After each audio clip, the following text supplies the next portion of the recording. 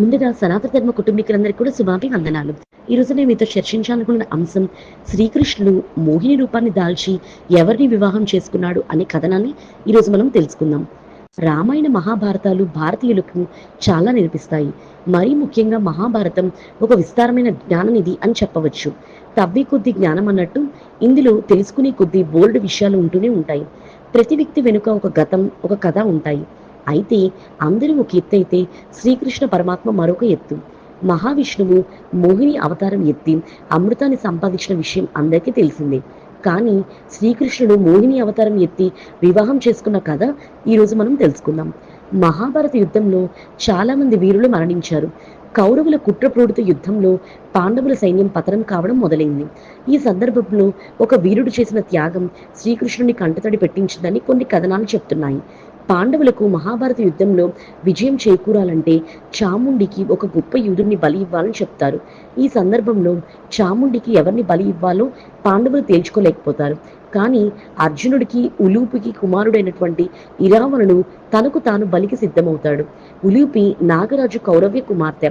అర్జునుడి నలుగురు భార్యల్లో ఈమె రెండవది. అర్జునుడి ఇంద్రప్రస్థంలో బహిష్కరణకు గురై భూప్రదక్షిణకు వెళ్ళినప్పుడు గంగా తీరాన జరిగిన కొన్ని సంఘటనల కారణంగా ఉలూపిని వివాహం చేసుకుంటాడు. వారిద్దరి కుమారుడే ఇరావణుడు.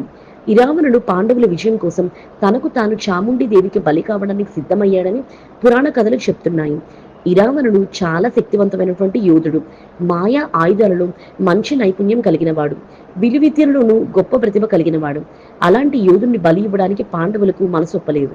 కానీ ఇరావణుడు మాత్రం పాండవులకు విజయం చేకూరాలంటే బలి తప్పనిసరి కాబట్టి తనని బలి ఇవ్వమని చెప్తాడు. కానీ ఇరావణుడికి వివాహం కాలేదు.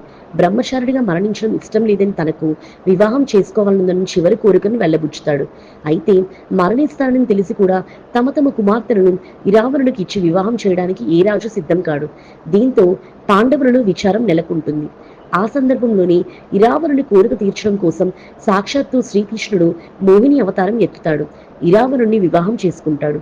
వీరిద్దరి వివాహం జరిగిన మరుసటి రోజు ఇరావణుడు చాముండి దేవికి బలి ఇవ్వబడ్డాడని పురాణ కథలు చెప్తున్నాయి.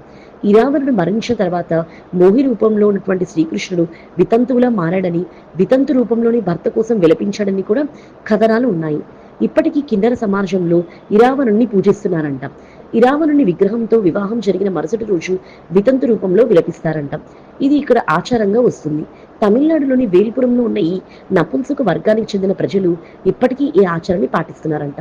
మరి తెలుసుకున్నారు కదా, మోహిని అవతారం ఎత్తి శ్రీకృష్ణుడు ఎవరిని వివాహం చేసుకున్నారో. ఈ వీడియో చూసిన మీ అందరికీ కూడా కృతజ్ఞతలు. ముందుగా సనాతన ధర్మ కుటుంబీ